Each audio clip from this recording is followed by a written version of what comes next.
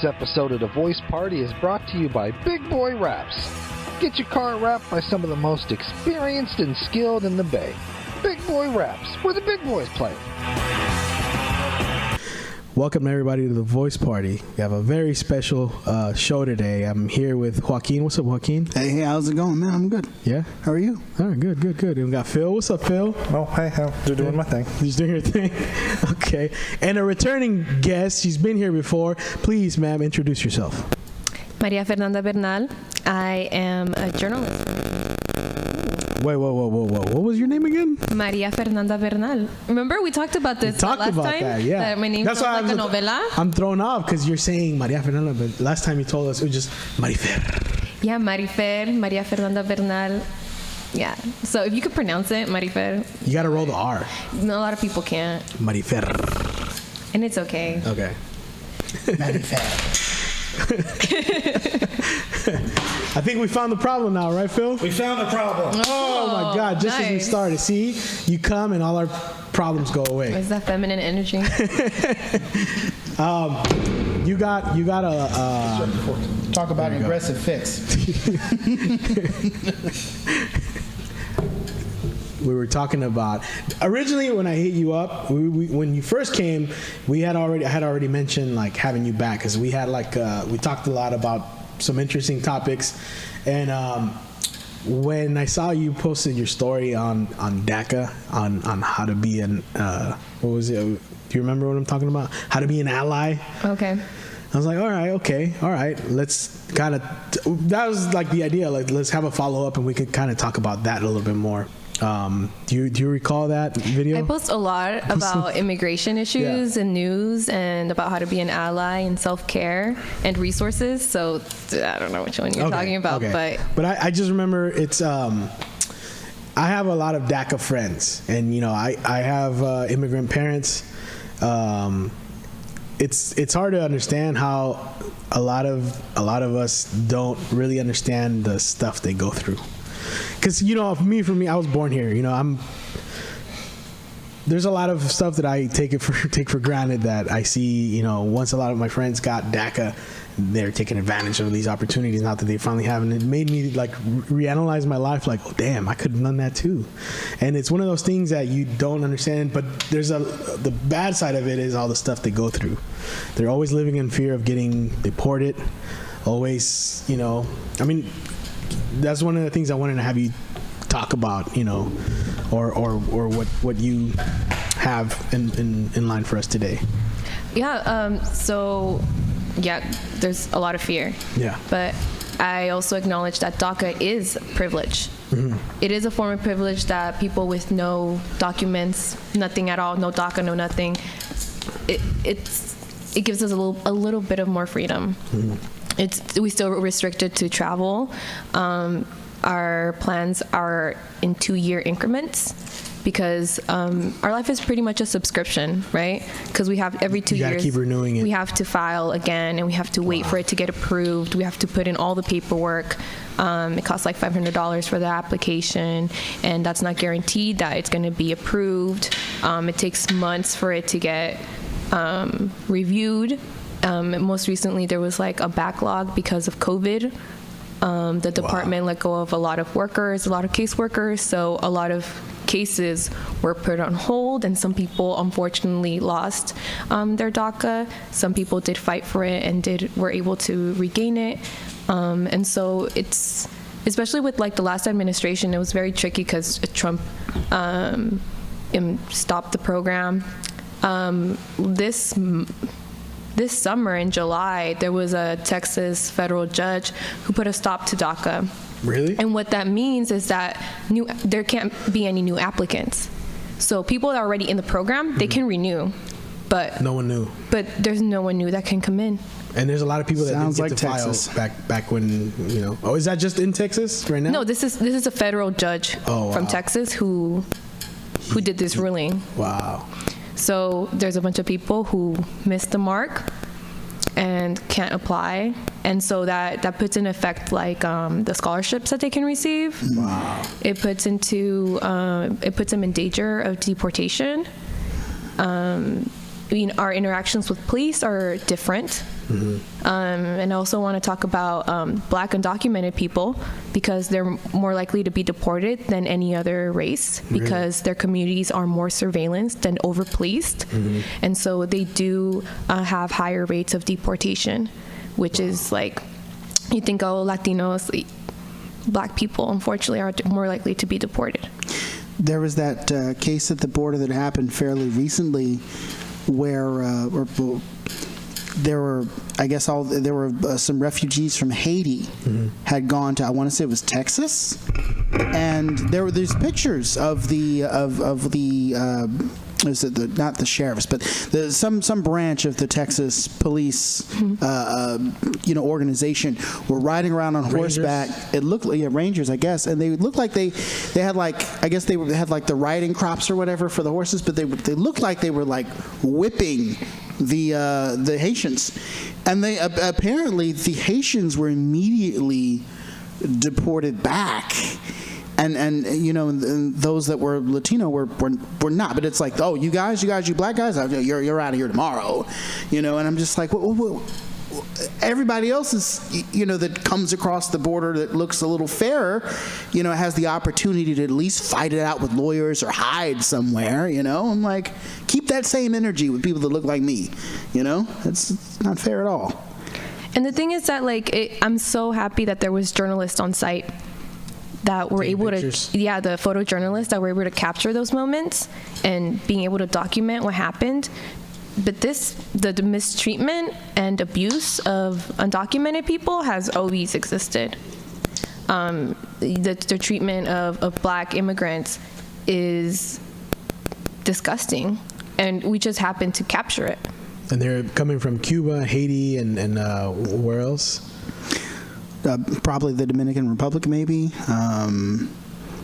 Some African countries, I would presume. But this particular crop of people were mostly from Haiti. Yeah. After their president had been assassinated. And it's a lot of shit going on over there right now. That's a lot of unrest. So, when a lot of xenophobia in this country is people that are xenophobic don't understand the politics of why people are actually coming to the country. Right. Many of the people coming are trying to escape issues and problems happening in their country caused by globalization and imperialism of the United States. Yeah. So people are crying wolf, is like, go back to your country. What country can they go back to after the United States has completely exploited all their resources and land? I saw that when the Haitian president that was recently killed, when his house was raided, that the people that were coming in said they were from DEA. They were DEA agents or something like that. Did you guys hear about that? I don't know if you heard about that. Yeah, I think I heard something about that. Yeah. And I remember every time that something like that happens, like shortly after that, things are gonna get worse. Whatever country that happens, like you're saying, things are gonna get worse. So. It's kind of the same thing why like a lot of these immigrant workers come from Mexico to here. There's advertisement for farm work in all these cities in Mexico that, and then shit's going downhill over there. So what the hell are you going to do, Yeah. And there's violence that, the organized crime that is being fueled by the U.S. government. And so, a lot of these, Latinos that are coming from Latin America, Latin undocumented people are indigenous. Yeah. When we say, oh, tienes el nopal en la frente, you look brown, you look indigenous. So the people that are in these concentration camps, because that's what there are, which we just use a fancy word of saying detention centers to not make it sound nasty, but they're concentration camps. For sure. These people that are there are indigenous people. So this country is holding indigenous people in concentration camps. And a lot of them go missing. It's like there's children who are still missing. Wow. There's women are put to through unsolicited medical treatments. Children and women are raped and abused. Yeah, I've heard about that recently. The quality of their living situations and food is disgusting. They're in cages. I mean, we've seen the pictures. And wasn't there a COVID outbreak too during the pandemic, like when it first hit? And they sprayed them with pesticides. They sprayed them with gas. So terrible. So the gas chambers. Same thing used to happen to African American women, the unsolicited medical, it's like, oh, we're going to tie your tubes, miss, because it's for your health. What? No, that's like going back to the 50s and before. Yeah, they sterilized these women. Mm-hmm. And this was recent. They sterilized these women. So it's in the playbook. It's in the United States non-minority playbook to do that to minority women, to do that to indigenous women, to do that to women of African descent. That's just what they do. And, sadly. Yeah. And the messed up part about it is these two parties keep blaming each other for it, but it doesn't get resolved. They keep using that as talking points in the elections. It's like, oh, you did it. No, you did it. But it's all right. Somebody do something about it. Instead of just blaming it on the other guy, I mean, putting people in detention centers because they're okay, you can make an argument and say, well, we're putting them in detention centers because they're crossing over without paperwork, et cetera, laws, et cetera. Okay, fine. Maybe you have a leg to stand on there, but the moment where you start invading people surgically, there's no law, there's no moral efficacy that you can argue that that's okay. That is beyond wrong. And so when people are making that argument, I don't know who you are, you're coming into my home. Okay, yeah, we're having strangers come into our home or whatever. We're forcing them to come here. Yeah. We literally you think they want to leave their eating organic food and their beautiful sites that they have to come to this polluted country where they're probably going to be living in below poverty level and living in fear? You think they really want to leave their home and what they know to come? They're forced. Yeah. It's the ego. It's the ego for me. Most recently this month, in December 9th, there was an article that was posted by the NBC News that there was this is very hard. Immigrant workers from Mexico, Guatemala, Honduras, and others, they were being exploited in what is being called the modern day slavery. And this was happening for 2 years. So they're saying that it's one of the largest human trafficking and visa frauds in the country. It's called Operation Blooming Onion. Oh, yeah. I don't know if you guys have heard of it. I think I saw that you posted about it, yeah. So they were paying immigrant workers 2 cents per bucket of onions. Wow. And unfortunately, 2 people passed away because of the conditions that they were living under. So their employers were exploiting them and holding on to their passports and visas, and threatening them with deportation. And some workers were threatened at gunpoint. Women were raped during these last 2 years. And I don't think people understand how important it is to have an immigration reform. Because by not having an immigration reform and scapegoating immigrants for U.S. issues, we are co-signing the exploitation and we are co-signing slavery in this country. These people come sometimes for work visas or don't have authorization to work, and U.S. citizens then take advantage of that and abuse this power. Pay them way below minimum wage. Now, I think some of our listeners may want to know, you mentioned earlier, and I think everybody sitting here has an idea, but maybe our listeners don't. What is it that the United States has done to drive more people our way, even being willing to risk not waiting in line and filing for citizenship and all those things, just because they're so desperate to come over, and risking the journey. Yeah, it's too. What is the United States doing in those other countries to make the conditions so terrible? Because I think that saying it would be powerful. It's yes, it is our fault. Wow, how is it? So what country are we talking about? Because the United States does it to Asia, it goes happening to Mexico and Latin America, and so the U.S. gets involved in foreign politics. because we're trying to push capitalism. I'm saying we, as in this country, tries to push capitalism. And so meddling into these foreign affairs, then dismantling their structures, makes it unstable space for people to live in. Also having these U.S. companies going into these foreign countries and settling in pueblos, in home, in environments that pollute the area and underpay their workers.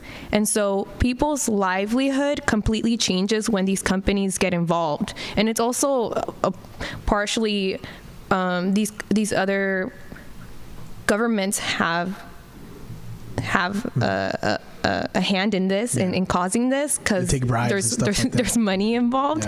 And as a result, these people are paying the price.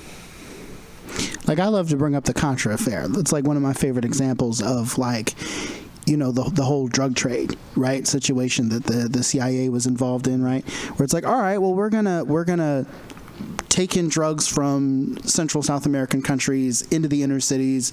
And this is my favorite example because it messed folks up, African American folks up here in the, you know, in the hoods and what have you. A whole generation of people are either in jail still recovering. They were either in jail for selling crack, or they were on crack and their lives were screwed up. And then you have encouraging the criminal element, the cartels on the other side.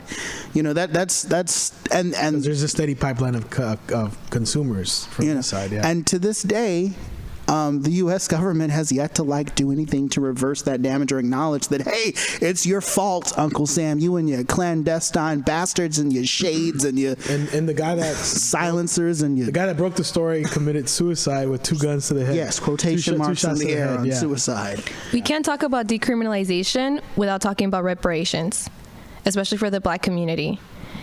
We're legalizing cannabis. I'm pretty sure in the future the country is going to legalize it completely because California already took a big step, and so other states usually follow suit after California. But there's still people incarcerated because of marijuana charges. But there is a boom in the industry, and the industry is consisted of white men.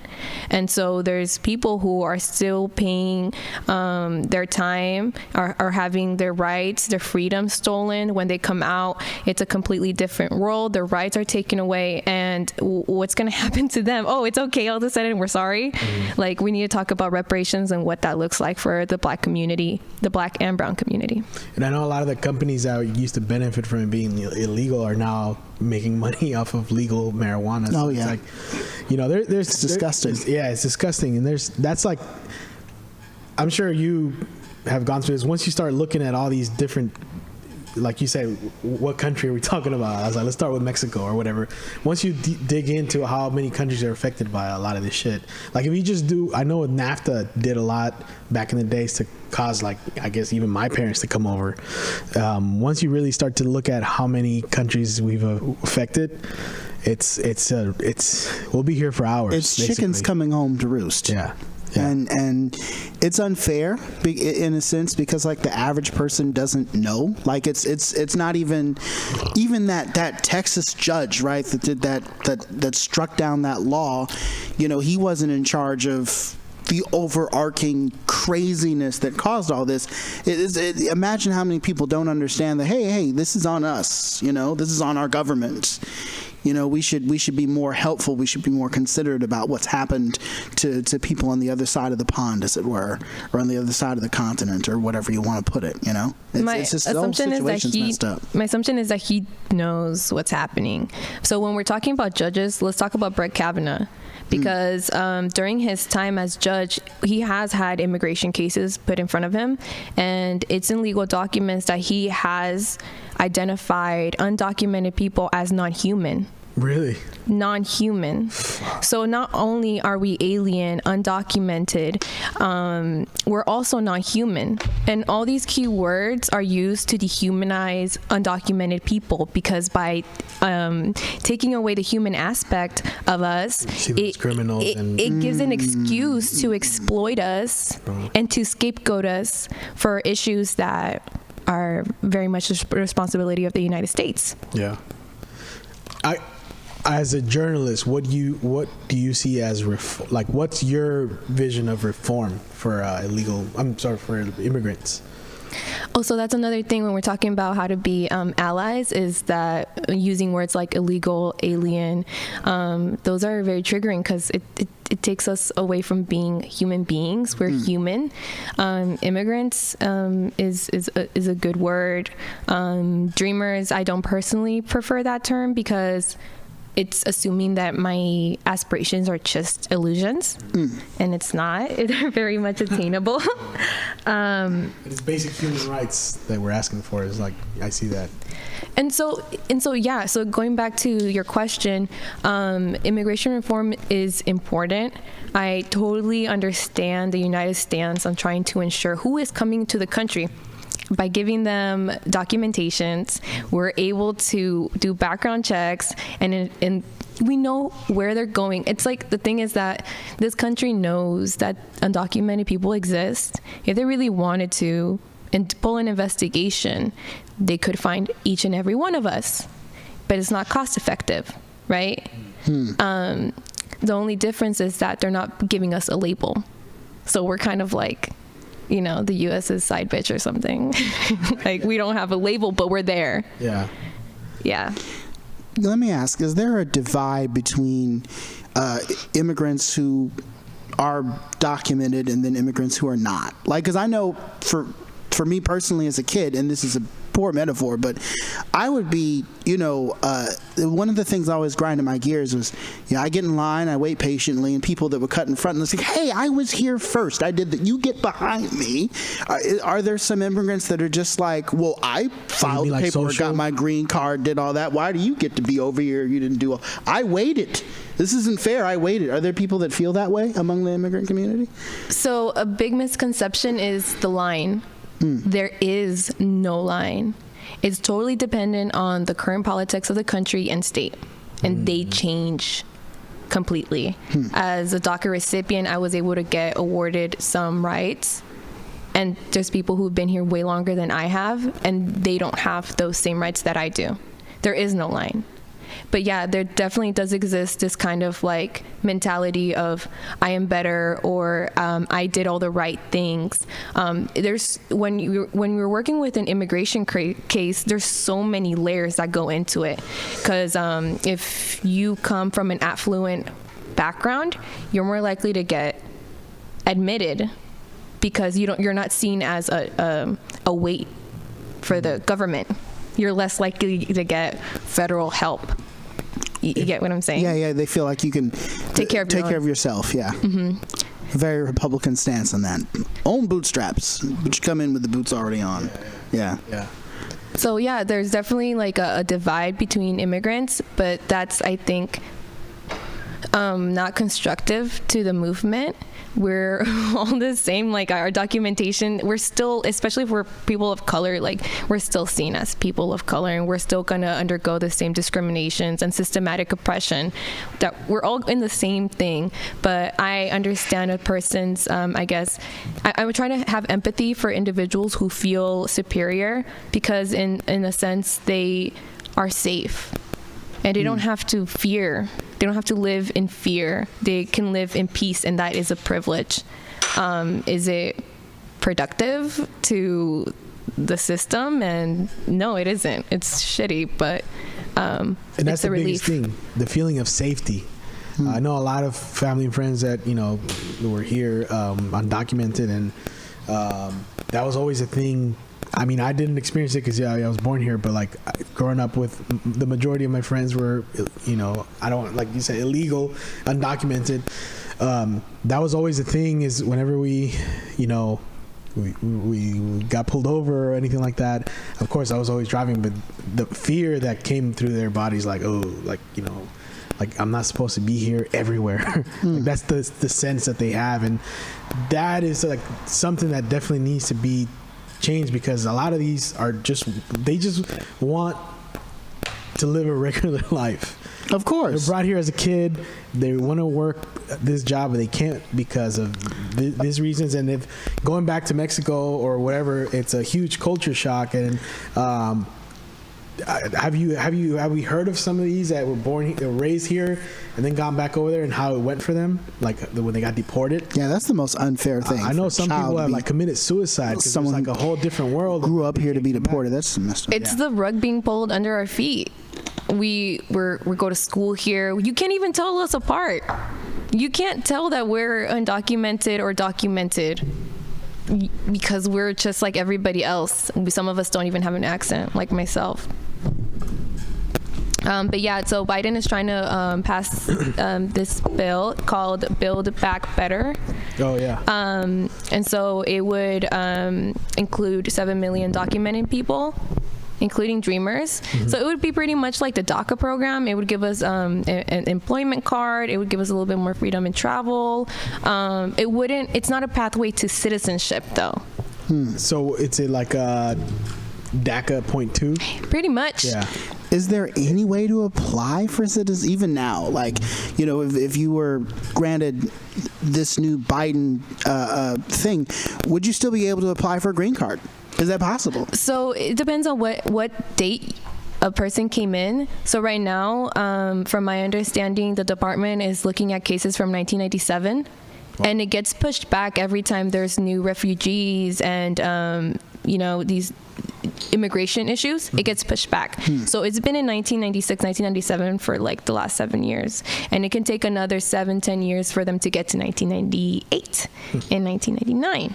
And so that's why it takes a long time for people to finally get citizenship and residency. And so to be clear, undocumented people are less likely to commit crimes than U.S. citizens. Yeah. And so the stigma that people are criminals or rapists, as Trump said in his last administration, is simply not true. The statistics don't show that. Yeah, the majority are working like like the construction or in those things. I'm saying like not the majority, but a lot of them are working jobs where it's kind of like this is all I can get. Yeah, like because of my status. And a lot of that is literally the backbone of our fucking country. I heard a story about a young lady who was going for her, was it master's or was it just a bachelor's in biochemistry? And her professor was offering her a job at the lab. That, no, you should really work here, while you're getting your next degree. But she couldn't because that would have, the best that she could do because of her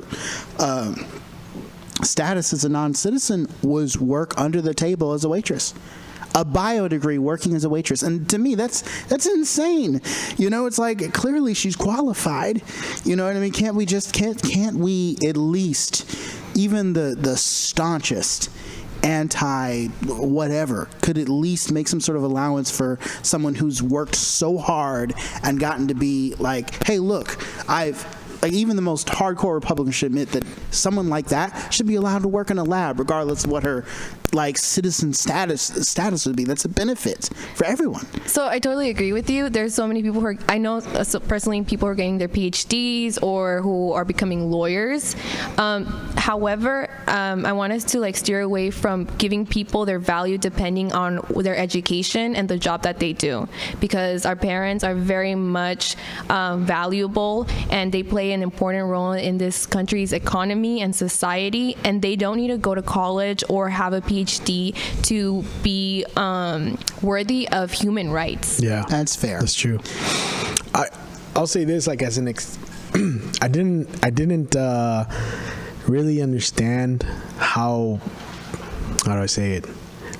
Okay, I think I've mentioned this before. There was a time when I was, hiding from certain individuals. We made an episode about that. Yep. And I couldn't be, I had to hide basically for my life. And during that time, I was working under the table, with a lot of undocumented workers who were landscaping, and I called in sick one day, and all my coworkers were thrown off. Well, what do you mean? Like, I have a tummy ache, something like that. And they were looking at me like, ooh, you might not be back. The boss might not want you back. Like, what do you mean? You calling off sick? Like, I work with fevers, bro. Like, oof. My dad had a heart attack, and he went to work the next day. Holy shit. We can't afford to miss a day.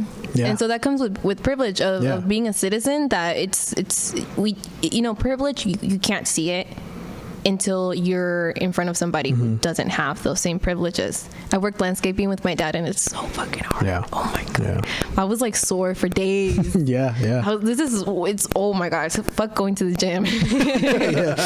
Go get some landscaping job.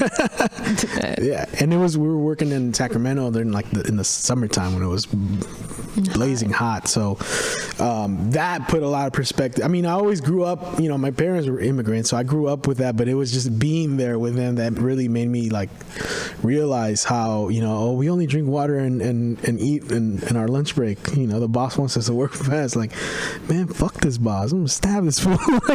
That's how I was feeling, because I was like, wow, you really, if you call off once, you might get fired. Yeah. Yeah, no, definitely. I feel that. Yeah. That comes from what a point that I made earlier. That's exploitation, and that's abuse.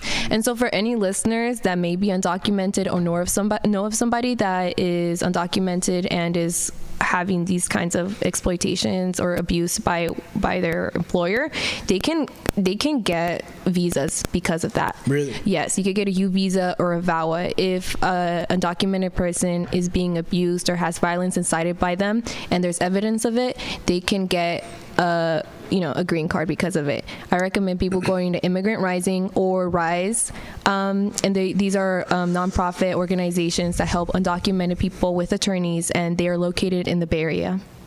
Is there any kind of I feel like whenever stuff like that, there should be some kind of consequences for the employers that take advantage. Like, for example, one of my best friends is undocumented, and he worked for some guy for some construction job, and the guy didn't pay him for this last 2 weeks he worked for him because he quit.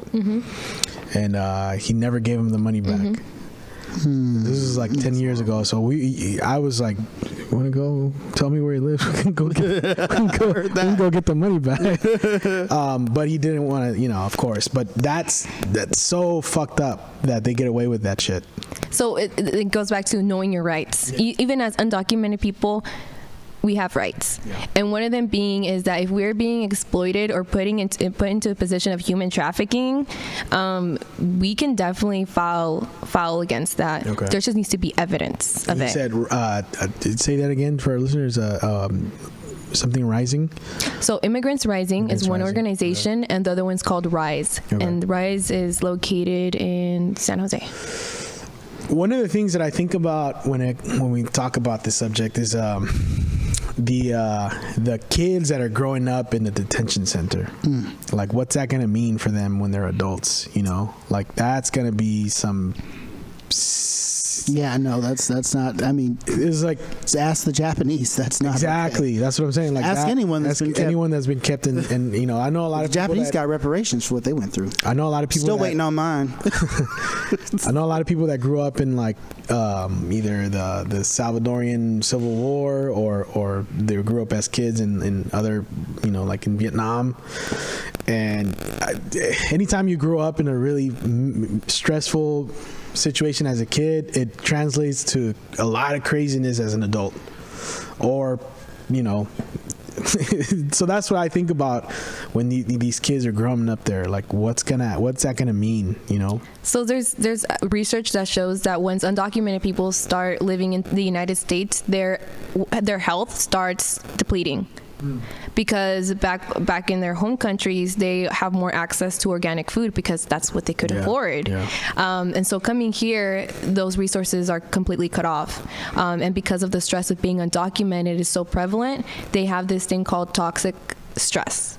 And so toxic stress does have an effect on the body. So it increases the likeliness of heart attacks, heart conditions, and of course diabetes and a lot of health complications. And so for these children that are experiencing abandonment, there are gonna I'm not a psychiatrist, but the research does show that these children do have mental health issues. They live with a lot of fear. Some children that go back and are reunited with their parents have a distrust.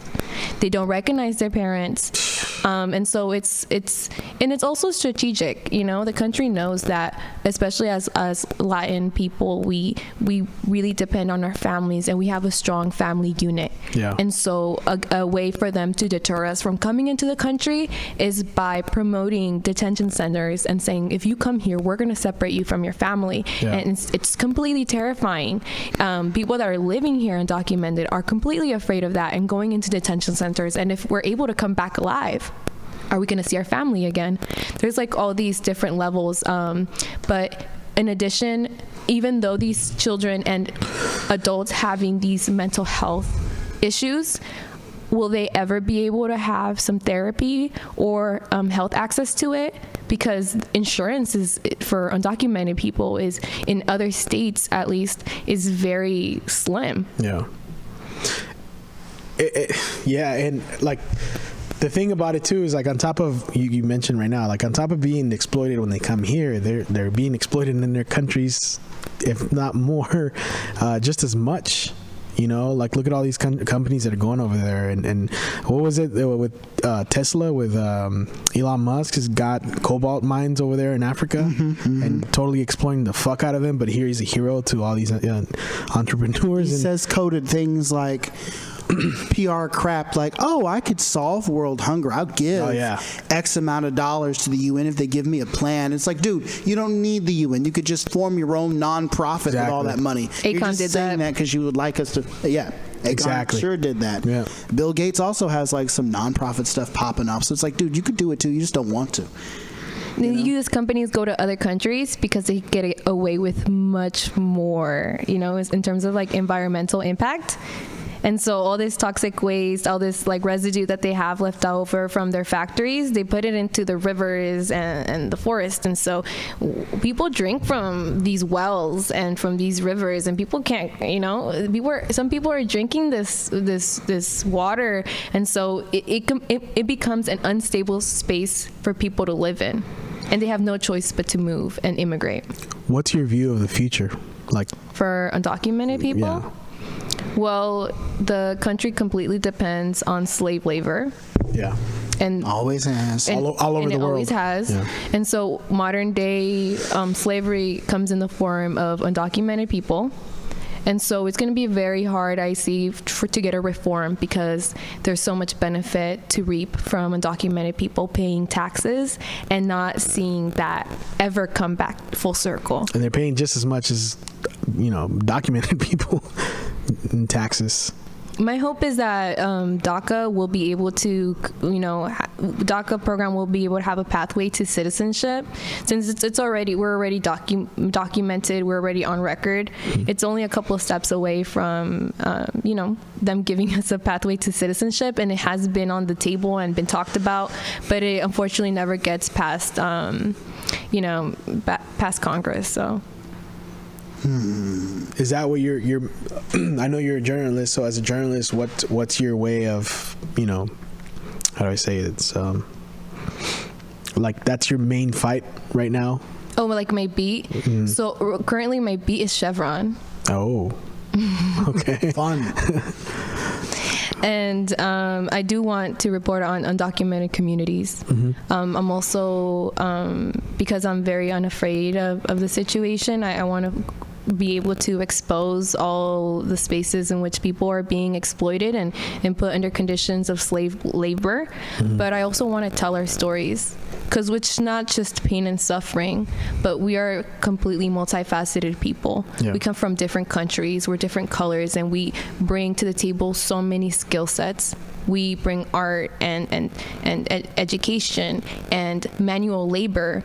Those stories have to be told. No, I definitely agree. And that's, once, I think for everyone that is against any kind of reform, or they see us as like,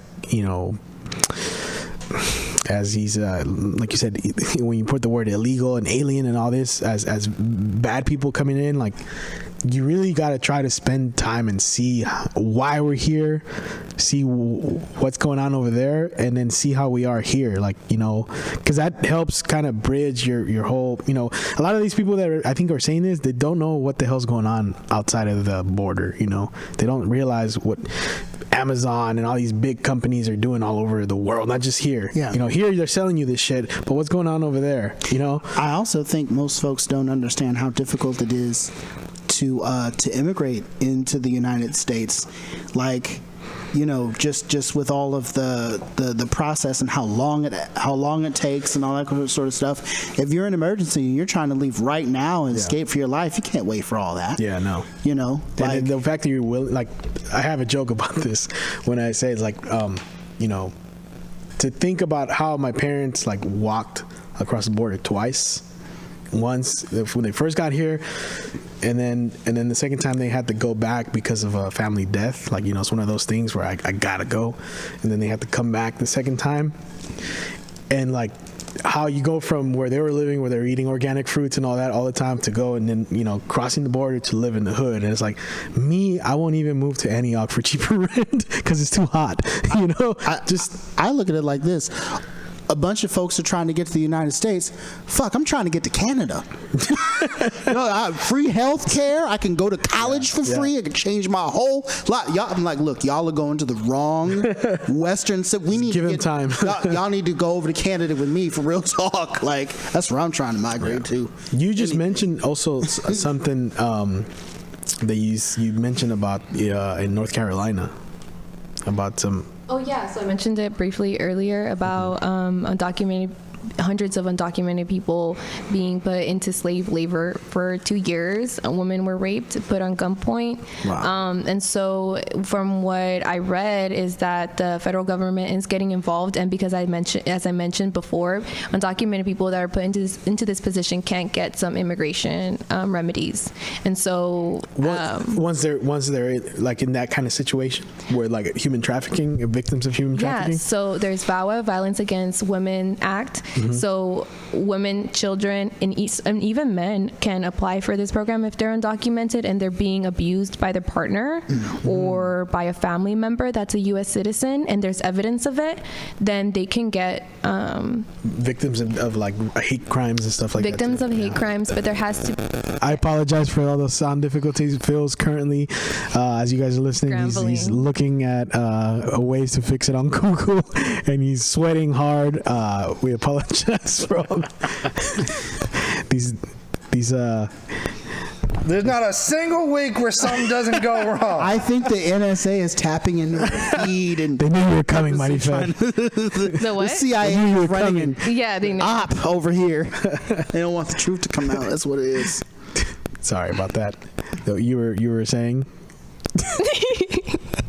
I don't know, something really dark. Oh, okay. Well, I'll ask you this: do you ever covering some of the that, for example, I didn't hear about it that much. A lot of the stuff that's in Libya since Gaddafi was murdered, there's slavery there again in Africa, and people see that like, whoa, there's slavery again in Africa. It was like right on time. Look around, it's happening in a lot of places. It did end. In some, when you say end, some people would debate that it's called different things now, I think that the modern slavery, like in terms of paying someone 10 cents for a bucket of onions or having folks work in a sweatshop in Thailand assembling shoes that end up costing like 10 cents a day for shoes that cost $200 or more a pair, is more akin to which post-Reconstruction slavery, which was like, okay, you freed the slaves, but guess what? We're going to institute sharecropping, where we put all these colored folks in debt and make it seem like they could eventually pay their way out, but they're never going to be able to pay their way out. So we're going to pay them undervalue and keep them right here on the farms where they thought they were going to leave. And deprive their communities from resources such as education. And and that's a big piece of education plays an important role, and the quality of education, Quality of food. we live in food deserts, so it definitely plays a part into our lifespan and our trajectory of our life. Because if we're going to school and they're feeding us bullshit and they're not feeding us the truth or telling us what exactly is happening, where is the incentive for a person to continue to go to school? Yeah. No. And I'll say this as someone who went to the public schools here. There's nothing really that. I think the only reason I would keep coming to school was because my friends. There was really nothing. I mean, I'm speaking from my experience. There's other people who actually did better, but it's not until I went to college that I really enjoyed school. And I didn't go for long because I had to, drop out. But I didn't realize like the food desert thing until I started studying about that. Like, you're right. There isn't a lot of options for. That's why I like groups like Urban Tilth, and all those groups that are teaching kids the importance of good food, because that's like one of the biggest things. And like on top of that, like a lot of these undocumented people come to these areas, and then they live in places with high crime rates, and then on top of that, like you said, the stress and then the bad food, all of a sudden you're in this whole different, you're living the dream though, according to And it's like, do you think people really want to come to this? Like back home, we have our own land. You pay it and it's yours. You don't have to keep making these mortgages or these X amount of payments or these interest things that keep popping up. The land is yours, and you can do whatever the hell you want with that land. That's why the infrastructure in Mexico is so colorful, and buildings are so different, because people have that flexibility. There isn't that doesn't exist here. The housing market, I would imagine, is more affordable. Sounds like too, maybe. We're in Mexico. Yeah. Or no? Well, I mean, if you want to live next to the carteles, I mean, and if you're looking like an American, definitely there's exposure. Yeah, and then there's also like I know we're in as California. far as like everybody's less expensive than we are. I know. I forgot who said this. It was like the way the like property taxes work is way different. So it's like that's what Jesse Ventura moved to Mexico. I don't know if you know about that. Oh yeah. Because of that. Smart it's crazy, man, right? An American politician moved to Mexico. Former wrestler moves to. Wrestler, he probably was like, well, I mean, they got luchadors. That fit right. Wasn't he a governor too? He was governor. He was. Yeah. He was proof. It's either proof that our democracy works, or it's proof that it doesn't. I'm not sure. I mean, Trump was president. Yeah, it's proof that it doesn't. Wait, Jesse Ventura had like a UFO show where he went to conspiracy. Conspiracy theory. I think it's enough that he was a pro wrestler to just kind of make us go. Did you see where he went to one of those detention centers back when they like not first opened, but when like the story was breaking and they denied him entrance, and he's screaming at the security. I'm a governor. But I'm not surprised that most Americans want to go to Mexico. I mean, it's such a beautiful space to live, and of course they have the economic, resources to be able to live there, and they don't have to encounter the same issues that Mexicans have to. Yeah. So indigenous people are being pushed from their homes and forced out of them. There's indigenous people. And it's like a perfect example of that was like, I think it was like within the last 6 or 7 years where Monsanto lost a case against some indigenous tribe, and then shortly after that, when they lost, the Amazon was on fire, and I think part of what burned down was their property. Wow. So it's like a bunch of shit like that. That's just what made it on the news, but there's a bunch of shit like that happens where, like, oh, you lost against a big fucking corporation like Kellogg's or whatever, and then this is Tuesday. Whoops, fires are getting out of control, and like, sure enough, the land that was, so it's like, I'm getting depressed here, guys. Yeah, indigenous activists go missing, journalists go missing. That's what I was gonna ask you. You ever think about that shit? Hell yeah, I think about it all the time. Especially, I mean, there's a lot of privilege. I can't legally. I can't. I definitely think about that. Not real, by the way. Oh yeah, that's not a real gun sound. I definitely think about that. There's a lot of privilege of doing journalism in this country. However, I will say there is a little bit of fear, but fuck it. I mean, I am part of a being an activist is not a trend. Yeah. It's a lifestyle. For sure. We have to remember that we are still in the beginnings of a revolution. 1960s, 1970s, when the civil rights movement was really picking up. This is around the same age range of our parents. Yeah. Hillary Clinton couldn't get a bank account without her husband. Right. That's true. When we talk about women's rights, indigenous people weren't allowed to vote until like the 70s. Yeah. In the United States. So it's like this stuff, we're still in the beginning stages of it. So I'm going to try my best to do whatever I can for the movement and for Black and brown people, for low income people. And whatever work I do is like, it's my grain of, my little grain that I put into this larger movement, and I hope my contribution to, and it's a collective effort, but with us doing it collectively in our own lanes, in our own jobs, in our own life, we do move a step closer to reaching solidarity and solace. I gotta tell you this since you're here. Like, I see that you're constantly posting like information like this, and a long time ago I thought about like journalism as a career choice, but I think like when you sometimes I go in these rabbit holes of stuff. I learned about like child trafficking and shit as a late teen, and I remember that when I first heard about that, like as a late teen, I was like depressed for like 2 months.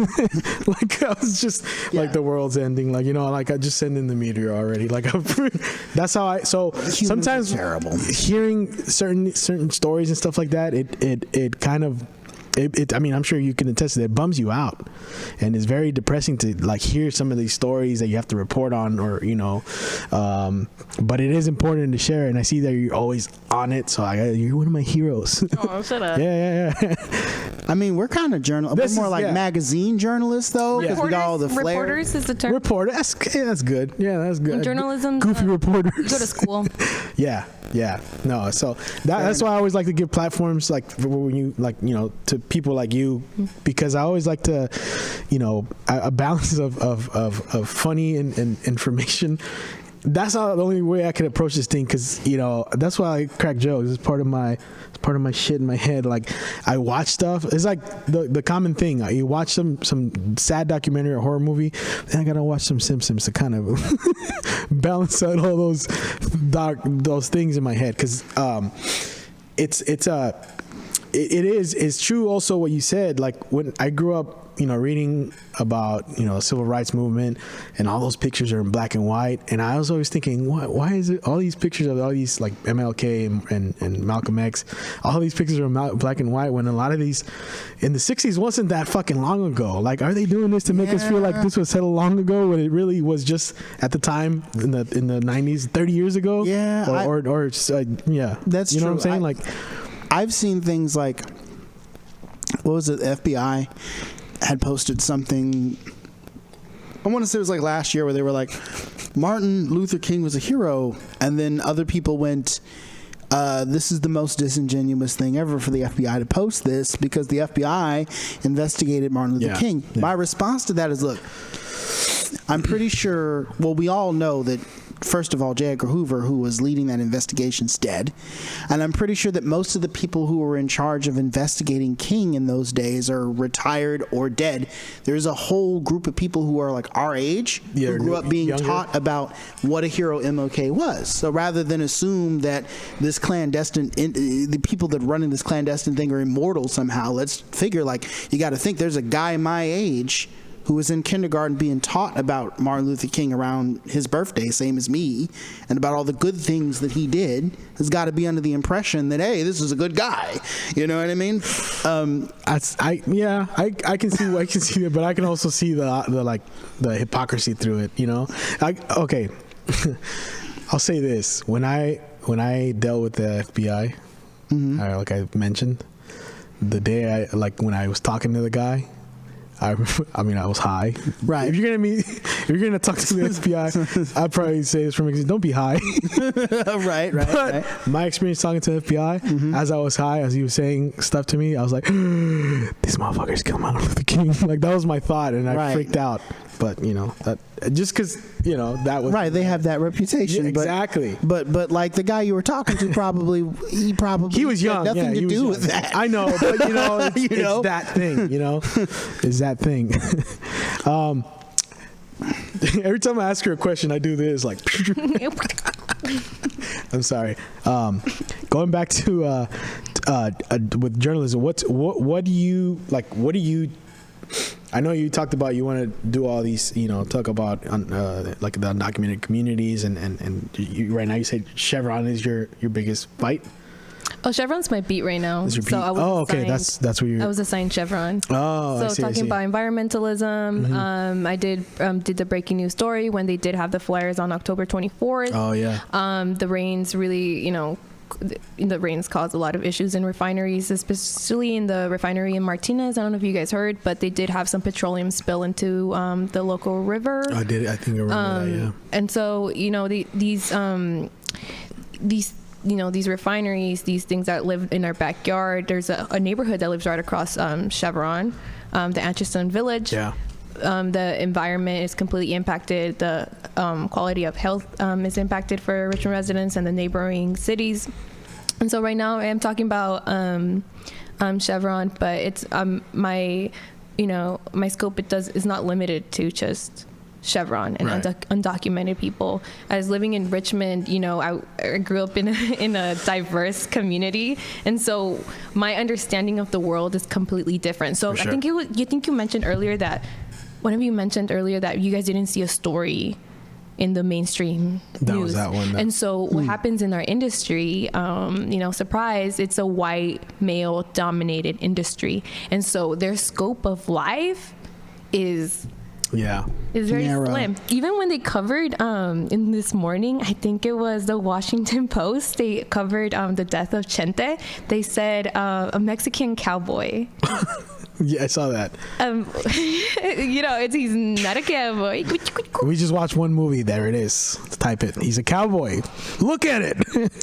Oh gosh. Or like the New York Times for Dia de los Muertos, they say Dia de Muertos. Dia de Muertos. They wrote it Dia de Muertos, and it's like there aren't enough journalists of color, right? Especially undocumented people, or people that are coming from a working class, because you're black and brown doesn't mean that you're exactly going to know what the general public is feeling. But even despite me growing up in a underserved community, my underserved community of Richmond looks so different than other underserved communities in the country. For sure. And so, but that does give me a different lens when writing stories, when talking about unhoused people, when talking about the LGBT community, when talking about issues revolving immigration and women issues. You will be surprised that sometimes writers will pitch stories in our newsrooms and they will be turned down because the editors don't think that the public would be interested in it, or because they don't see it being important. And so that's why black and brown women, when they go missing, there's crickets. But and I'm not saying that white women shouldn't be receiving that attention. Yeah. But which is the argument that people throw at you when you say that, like, oh, well, you think you would? No, that's not what we're saying. Go ahead. Sorry. Oh, sorry, what were you going to say? I was going to say, I think it's very important to have independent sources of media in any community where there's black and brown, because like I had the opportunity to work for the Oakland Post as a freelancer, and everybody except for like one of the editors was a person of color. They would look like me. There was no story going on in Oakland. We also have a Richmond Post edition that would have been turned down. So I think that's so powerful. This idea that this was a person of color owned this establishment and decided to publish all the stories that he felt would matter to our community, and you wouldn't get a no. So hearing your side of things makes me feel like, oh yeah, no, this is more important And then I realized, I always thought it was important, but oh my gosh, like to hear that. Like, well, we even talked about the story about what happened in South Carolina. It's not being completely covered, and it's one of the biggest things that the FBI has gotten, and it goes back to dehumanizing people and communities. The way that we cover communities is important because it could completely change the trajectory of politics. Journalists hold the government accountable. That's part of our job, and we are the bridge of communication between the general public and our government. And so we need to be able to report and represent the general public. And sometimes that's very hard because not everyone is culturally competent or has the same background, but we try our best to document everything that is happening, no matter how depressive it is. Because sometimes as investigative journalists, I'm working with the Human Rights Center, we do come across, I haven't personally gone through that, but I know of people who have had to get therapy or counseling services because we do deal with murders or see videos and that we have to report on. And so it's a lot of self-preservation, self-care that we need to do because even though it is very depressing and sad, it's the truth. Yeah. And I feel like that with my current job because, I mean, I see a lot of the aftermath of crime scenes and talk to people who, may have been victims of shootings or stuff like that. So that's why I see the importance of journalism because it is, and that's why I always want to give, like with this, what we do. Of course, we like to put on our homies or have our funny moments, but I also want to give journalists a platform because, especially with the distrust of the mainstream news sources, I think independent journalism are gonna be more important in the next 10 years or from now going forward because how you're not covering this but this other bullshit thing is being covered and it's just really